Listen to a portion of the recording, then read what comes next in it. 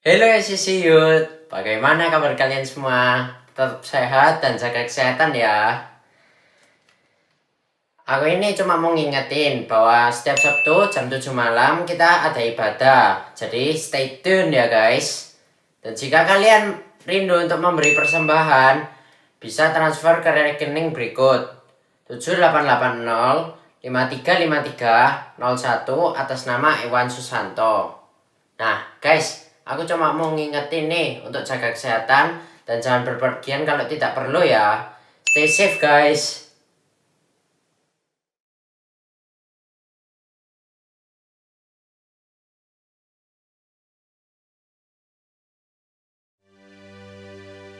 Malam guys, ACC Youth. Selamat datang di ibadah online kita malam hari ini. Saya percaya malam hari ini dimanapun kalian berada, kuasa Tuhan yang sama menjamah setiap kita. Mari kita menyiapkan hati kita untuk memuji menyembah Tuhan. Buka hatimu karena kasih-Nya yang besar buat setiap kita, kesetiaannya tetap nyata dalam hidup setiap kita. Haleluya. Amin Tuhan. Kami percaya banyak hal yang telah Kau kerjakan dalam hidup kami Tuhan. Maka kami tetap bersyukur sampai hari ini. Karena Engkau Tuhan yang besar, setia dan nyata dalam hidup kami.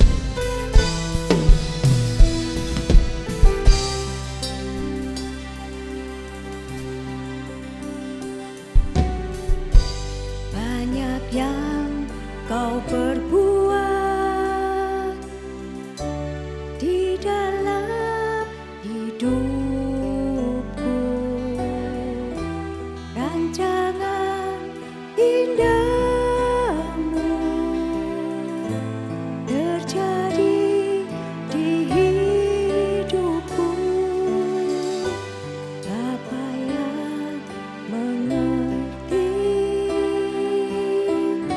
segala yang ku perlu, kasih-Mu sempurna nyata dalam hidupku. Ku bersyukur Bapa, ku bersyukur Tuhan buat kasih setia-Mu di dalam hidupku. Ku bersyukur. Katakan ku bersyukur. Ku bersyukur Bapa, ku bersyukur Tuhan buat kasih setia-Mu di dalam hidupku. Ku bersyukur Tuhan.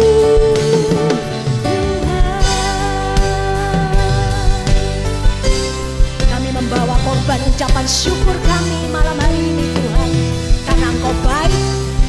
Haleluya. Bahwasanya untuk selama-lamanya kasih setia-Mu dalam hidup kami. Kami mau mengucap syukur atas kebaikan-Mu. Jesus. Banyak yang Kau perbuat di dalam hidupku, rancangan indahmu terjadi di hidupku. Bapa yang mengerti segala yang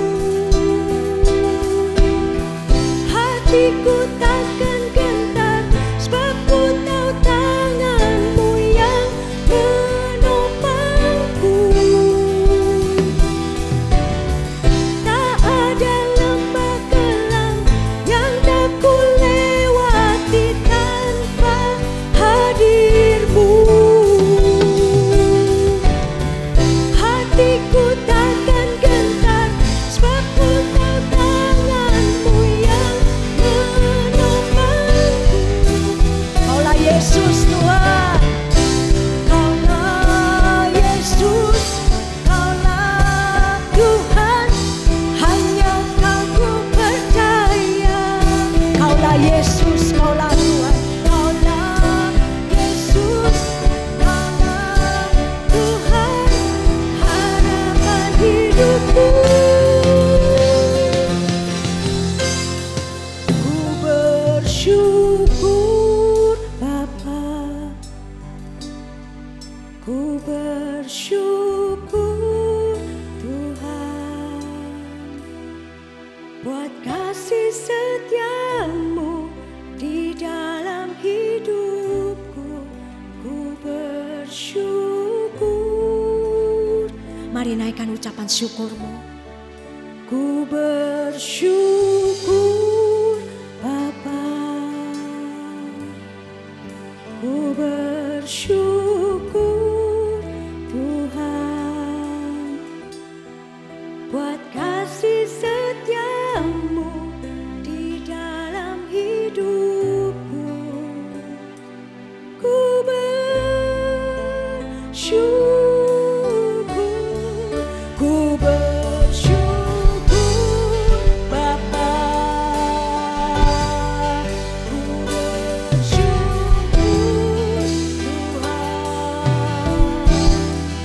buat kasih setiamu di dalam hidupku. Bersyukur,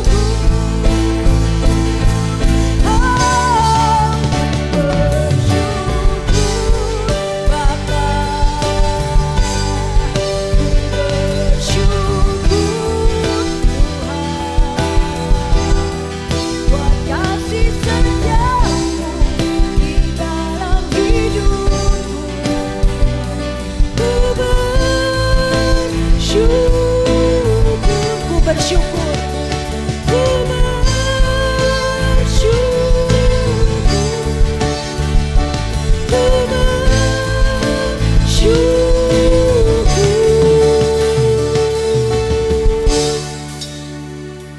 Tuhan.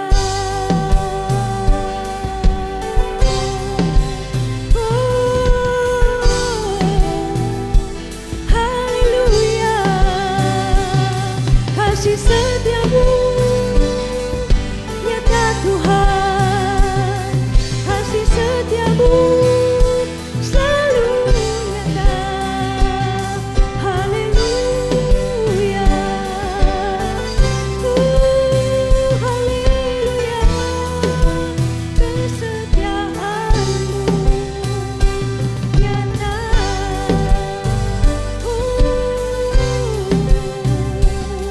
Haleluya. Yesus Tuhan, kami percaya Tuhan, sebab biarpun gunung-gunung beranjak dan bukit-bukit pun bergoyang, firman-Mu berkata bahwa kasih setiamu Tuhan tak akan pernah goyah. Kasih setiamu tak akan pernah meninggalkan setiap kami. Biarlah setiap kami Tuhan dipenuhi oleh kasih-Mu. Kami tetap percaya kami memiliki Tuhan yang besar, Tuhan yang setia. Biarlah firman-Mu berbicara buat setiap kami Tuhan malam hari ini. Biarlah kami merasakan kasih-Mu, karena Engkau Tuhan yang setia, nyata buat setiap kami. Haleluya. Terima kasih Tuhan. Kami menyiapkan hati kami untuk kebenaran firman. Dalam nama Tuhan Yesus kami ucap syukur. Amin. Selamat malam orang-orang muda SCC Youth. Senang berjumpa kalian kembali malam hari ini. Di bulan yang baru ini kita mau sama-sama belajar firman Tuhan ya. Firman Tuhan hari ini berbicara tentang kasih.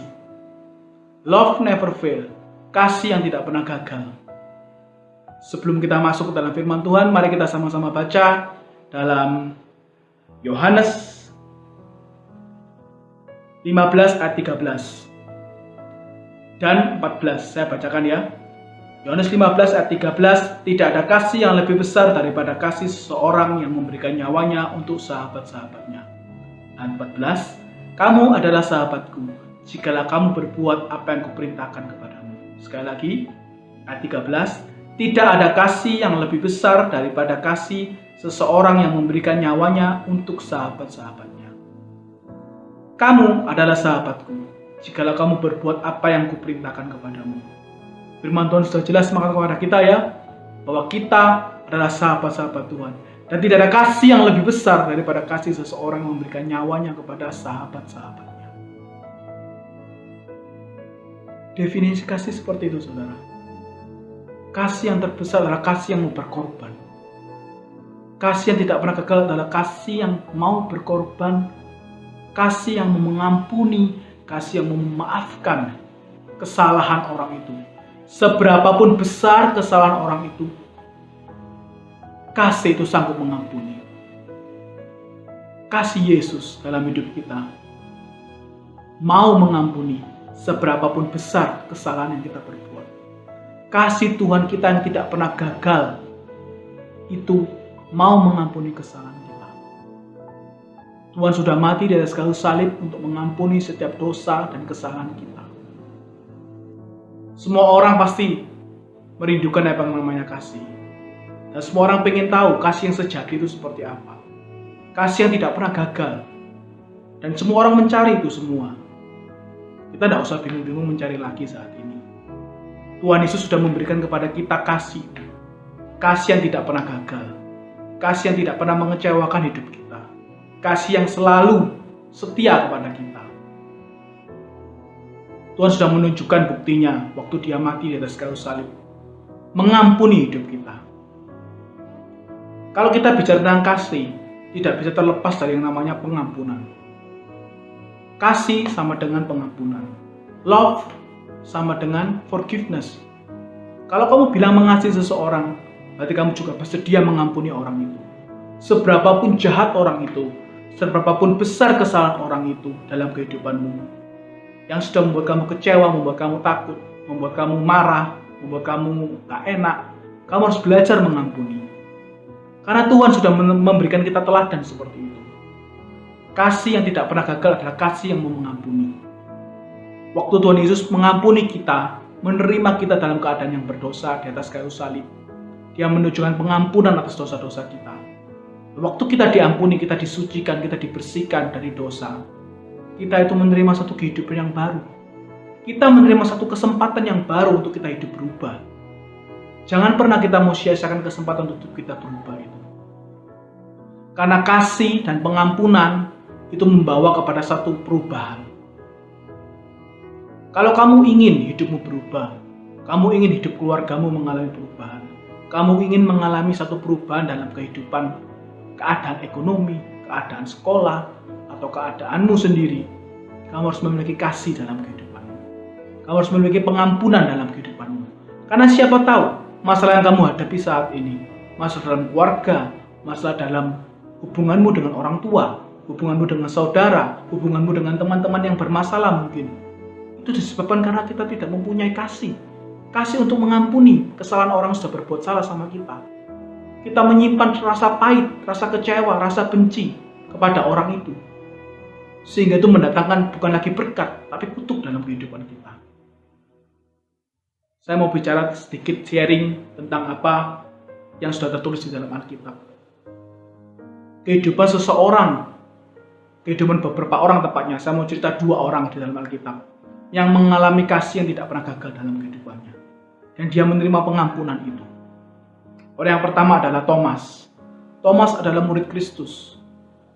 Dia sebelum Tuhan Yesus disalib, dia mengikuti Kristus kemanapun Kristus Yesus pergi. Dia ikut melayani bersama dengan Tuhan. Ketika Tuhan Yesus disalib, meninggal dan bangkit, dia tidak percaya akan kebangkitan Tuhan. Dia berkata, aku tidak percaya Tuhan Yesus sudah bangkit. Sampai suatu ketika Tuhan menampakkan diri kepadanya. Tuhan Yesus berkata, Thomas, kalau kamu tidak percaya sama aku, coba cucukkan jarimu ke dalam lubang paku. Dan seketika itu juga Thomas mencucukkan jarinya ke lubang paku tempat Tuhan Yesus bekas luka di tangannya. Dan Thomas bertobat. Tuhan Yesus memberikan pengampunan atas pertobatannya. Dan apa yang terjadi? Hidupnya mengalami perubahan. Dia tidak mau menyanyiakan kesempatan pengampunan yang sudah Tuhan berikan dalam kehidupannya. Dia menjadi seorang penginjil. Bahkan saya sempat baca-baca, cari-cari ya, searching. Kalau Thomas ini sempat menginjili sampai ke India. Dia memenangkan begitu banyak orang sampai akhirnya harus mati di India. Dia menjadi orang yang luar biasa. Tuhan memberikan pengampunan. Tuhan memberikan kasih dengan memberikan pengampunan kepada Thomas. Sehingga ada kesempatan yang baru untuk Thomas mengalami perubahan dalam hidupnya. Tuhan memberikan pengampunan sehingga Thomas bisa menjadi seorang yang gagal, menjadi orang yang luar biasa. Menjadi orang pecundang, menjadi orang yang memberkati banyak orang. Dengan pengampunan membuka banyak kesempatan dalam kehidupan orang itu. Orang yang kedua, saya sering cerita ini di youth, Petrus. Petrus adalah orang yang sempat gagal dalam kehidupannya. Suatu ketika sebelum Tuhan Yesus mati di atas kayu salib, Petrus pernah berkata, "Aku mengasihimu Tuhan." Tuhan Yesus tanya lagi, "Apakah sungguh kamu mengasihiku Petrus?" "Ya Tuhan, aku mengasihimu." Sampai diulang ketiga kalinya. Waktu yang ketiga kali Petrus sempat menangis, berkata, "Ya Tuhan, sungguh aku ini mengasihi kamu. Masa kamu gak percaya?" Ceritanya seperti itu ya, sampai dia menangis seperti itu. Tapi pada akhirnya, kenyataannya ketika Tuhan Yesus disalib, dia menjadi orang yang pertama menyangkali Tuhan. Ketika ditanya oleh prajurit Roma atau ditanya orang sekitar itu, "Aku pernah lihat kamu.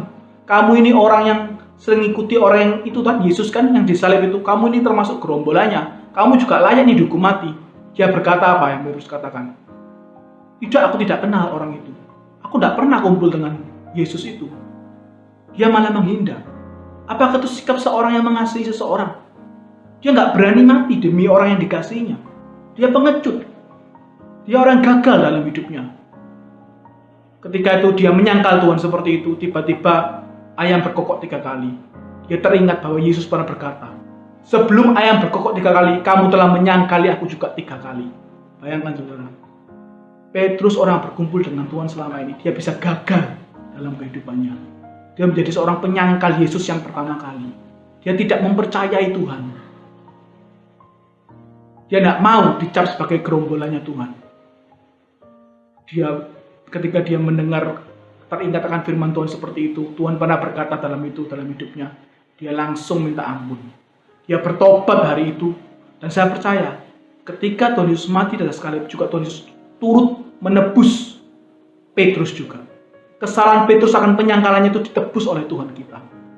Dan kalian tahu ceritanya berikutnya? Ketika ada pengampunan datang atas kehidupan Petrus, dia tidak menyia-nyiakannya. Dia berubah hidupnya dari seorang pecundang, seorang yang gagal, seorang yang melawan Tuhan, seorang yang menyangkali Tuhan, menjadi orang yang luar biasa.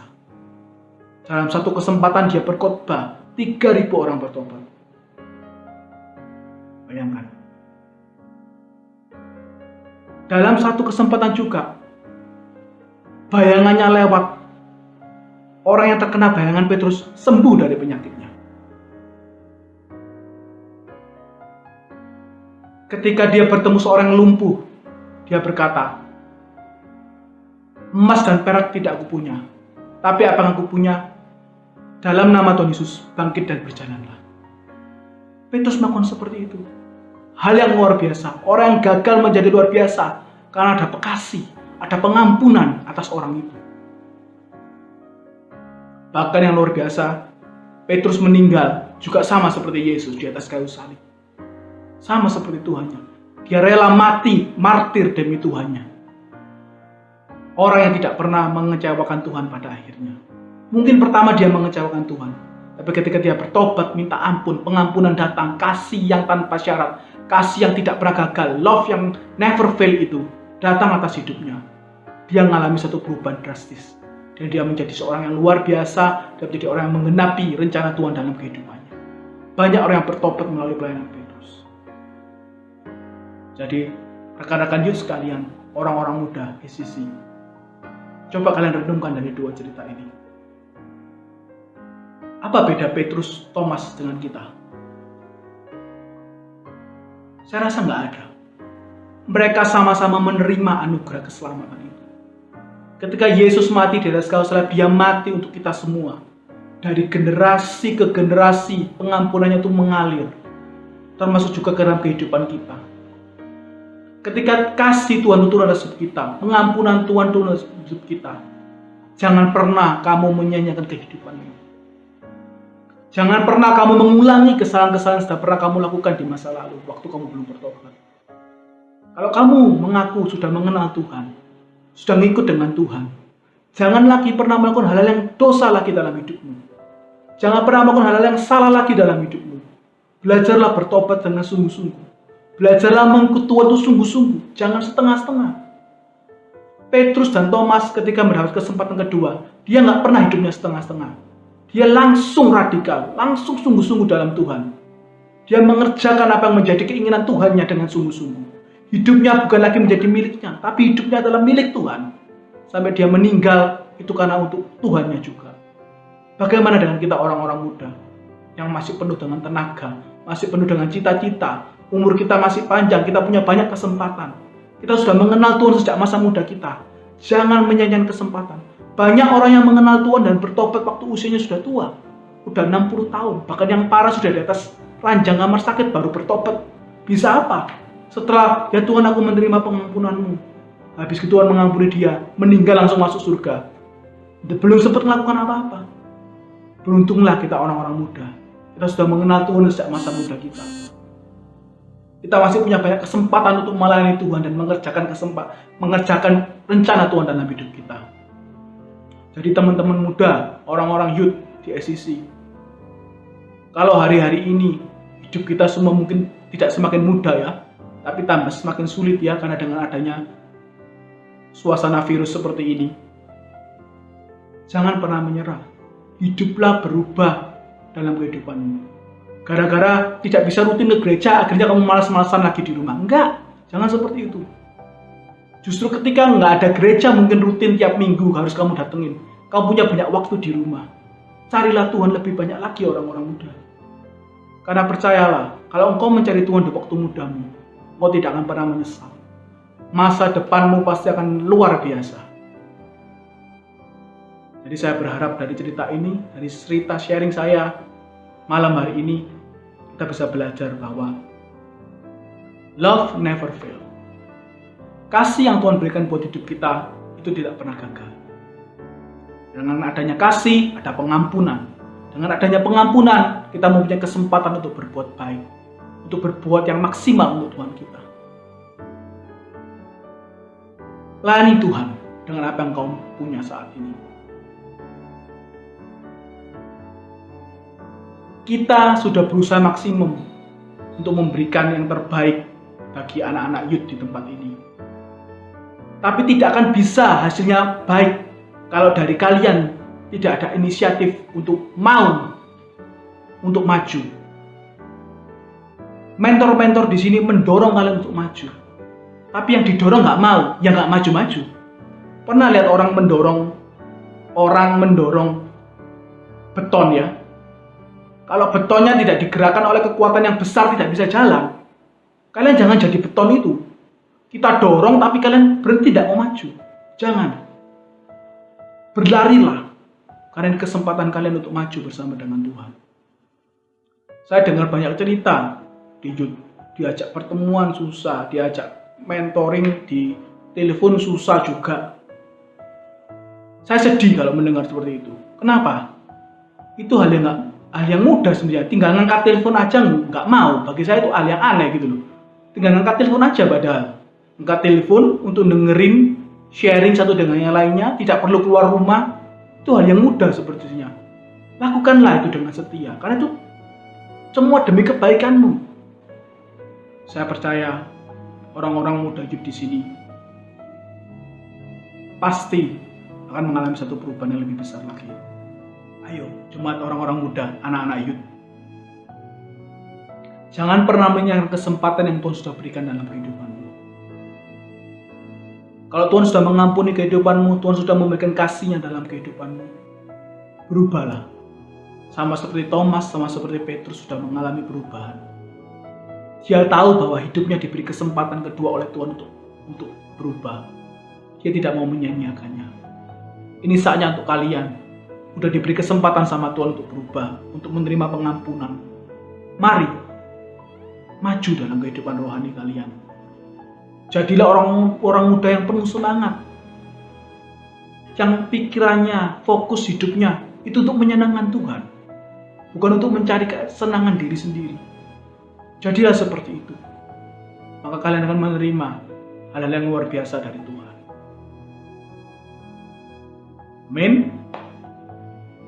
Mari kita berdoa malam hari ini supaya firman Tuhan yang dibagikan walaupun singkat itu bisa membuat kalian semakin mengerti bahwa kasih Tuhan, pengampunan dari Tuhan itu diberikan buat kita supaya kita mengalami perubahan dalam hidup ini. Dan ketika kita mengalami perubahan dalam hidup ini, kita ini diberikan kesempatan yang baru sama Tuhan. Mari kita manfaatkan kesempatan itu untuk melakukan yang terbaik buat Tuhan kita. Jangan pernah melakukan hal yang sia-sia lagi dalam hidupmu. Mari kita berdoa. Tuhan, terima kasih buat malam hari ini, buat firman-Mu. Kami tahu firman-Mu mengajar kepada kami untuk kami tidak menyanyiakan kesempatan, tidak menyanyiakan karya pengorbanan-Mu Tuhan. Bahwa Engkau sudah memberikan hidup-Mu, sudah memberikan pengampunan kepada kami, memberikan kepada kami kesempatan Tuhan untuk berubah. Kami mau sebagai orang-orang muda untuk mengambil kesempatan itu, untuk hidup kami diubahkan, hidup kami berubah Tuhan. Kami mau rajin Tuhan, kami mau membangun hidup rohani kami Tuhan. Kami tidak mau menyanyiakannya, karena kami ingin Tuhan mengenal-Mu lebih lagi Tuhan. Kami ingin mengenal-Mu seumur hidup kami Tuhan. Bangkitkan kami orang-orang muda, jauhkan kami dari sifat yang malas, jauhkan kami dari sikap yang enggan Tuhan. Jauhkan dari sikap kami yang anti akan hal-hal yang rohani. Tapi biar kami selalu haus, selalu lapar akan Engkau. Selalu haus dan lapar akan hal-hal yang berbau rohani. Supaya hidup kami berubah Tuhan. Bangkitkan roh kami semua Tuhan. Bangkitkan roh kami. Terima kasih Tuhan buat malam hari ini. Kami serahkan hidup kami ke dalam tangan-Mu. Dalam nama Yesus. Amin. See you.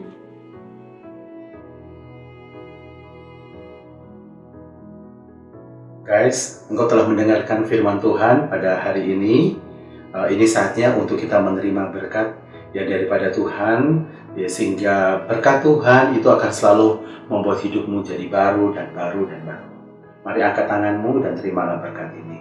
Tuhan Yesus, hamba melepaskan berkat bagi setiap kami orang-orang muda. Biarlah kami menerima kasih-Mu yang baru. Kasih yang tidak pernah ada endingnya, yang tidak pernah ada habis-habisnya.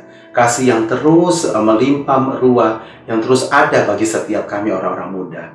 Terimalah berkat ini di dalam nama Yesus. Sama-sama katakan, amin. God bless you, and kita akan ketemu lagi di ibadah online kita minggu depan. Dan ku ingin mengenal-Mu Tuhan, lebih dalam dari semua yang ku kenal. Tiada kasih yang melebihi-Mu, ku ada untuk menjadi penyembah-Mu. Bila buka mataku, lihat wajah-Mu, aku terkagum. Bila lihat hidupku, karya tangan-Mu, aku tersanjung. Karena semua yang baik dalam hidupku, itulah karya-Mu. Kau beri kesempatan yang baru, dan ku ingin mengenal-Mu Tuhan, lebih dalam dari semua yang ku kenal. Tiada kasih yang melebihi-Mu, ku ada untuk menjadi penyembah-Mu.